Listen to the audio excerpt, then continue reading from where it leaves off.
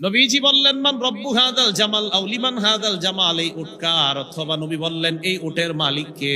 ফাজা আফতাম মিনাল আনসার, এক আনসারী যুবক আইসা বলি ইয়া রাসূলুল্লাহ হাযাল জামালু লি, এই উটটা আমার।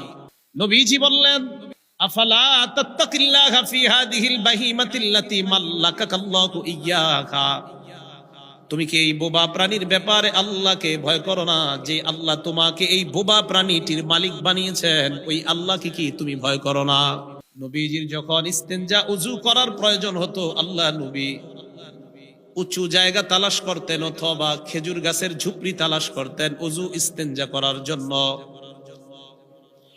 ফাদাখালা হাইতান লিরাজুলিম মিনাল আনসার, আল্লাহ নবী এক আনসারী সাহাবার খেজুরের বাগানে প্রবেশ করলেন। খেজুরের বাগানে নবী প্রবেশ করার পর ফাইদা জামাল, হঠাৎ দেখা গেল একটা ওট দেখা যায় বাগানের মধ্যে। আবার বুঝবেন হাদিসটা, নবীজি এক খেজুরের বাগানে ঢুকলেন, হঠাৎ একটা ওট দেখা গেল।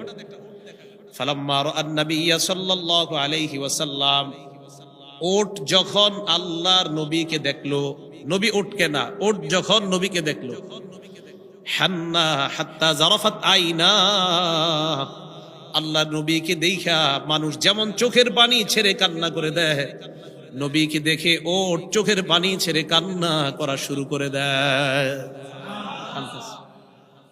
ওট কাঁদতেছে, আবু দাউদ শরীফের হাদিস।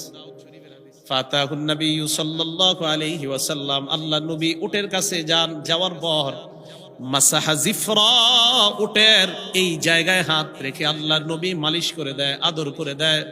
ফাসাকাতা, সাথে সাথে উটের চোখের পানি বন্ধ হয়ে যায়। ঘটনা কি, উনি কানলো কেন? উট।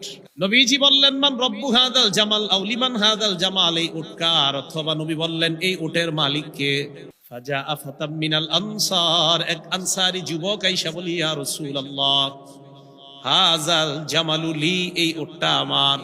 নবীজি বললেন আফালা তাত্তাকিল্লাহা ফি হাদিহিল বাহিমাতিল্লাতী মাল্লাকাকাল্লাহু ইয়্যাহা, তুমি কি এই বোবা প্রাণীর ব্যাপারে আল্লাহকে ভয় করো না? যে আল্লাহ তোমাকে এই বোবা প্রাণীটির মালিক বানিয়েছেন, ওই আল্লাহকে কি তুমি ভয় করো না? কিছুই বুঝতেছে না উনি। হুজুর আপনি আমার এইগুলা কেন বলতেছেন?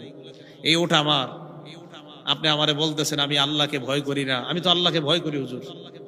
নবীজি বললেন ইন্নাহু কদ শাকা ইলাইয়া, ওটাই মাত্র আমার কাছে অভিযোগ করলো আন্নাকা তুজিউহু, তুমি নাকি ওটকে খাবার দাও না, না খাওয়ায় নাকি তুমি তাকে কষ্ট দাও।